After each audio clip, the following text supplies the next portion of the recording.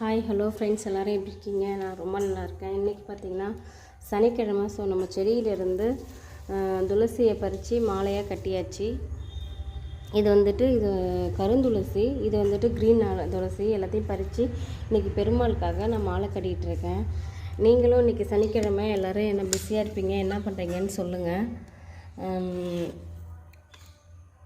நிறைய பேர் கேட்கலாம், கருந்துளசி சாமிக்கு போடலான்னு. கண்டிப்பாக கருந்துளசியை சாமிக்கு போடலாம். கருந்துளசின்றது கிருஷ்ணருங்க. இந்த மாதிரி பச்சை துளசி, தவ துளசி இருக்குது பார்த்தீங்களா, இது ராமர்னு சொல்லுவாங்க. 2 துளசியுமே வீட்டில் வச்சு நம்ம கும்பிடலாம். ரெண்டுமே நல்ல பயன் கொடுக்கக்கூடிய விஷயம்தான். இதில் இந்த கருந்துளசி பார்த்திங்கன்னா, இது வைத்தியத்துக்கும் நிறைய உதவும். அதனால் அது கருந்துளசின்னு சொல்லுவாங்க. இது ராமர் துளசின்னு சொல்லுவாங்க. ஆனால் 2 துளசியுமே சாமிக்கு ஈக்குவலாக நம்ம போடலாம். ரெண்டுமே சாமிக்கு போடக்கூடியது தாங்க. இன்றைக்கி நீங்கள் சனிக்கிழமை எல்லோரும் என்ன பண்ணிட்டுருக்கீங்கன்னு சொல்லுங்கள். ஓகே, வீடியோ பிடிச்சிச்சுன்னா லைக் பண்ணுங்கள், ஷேர் பண்ணுங்கள், கமெண்ட் பண்ணுங்கள். Thank you friends.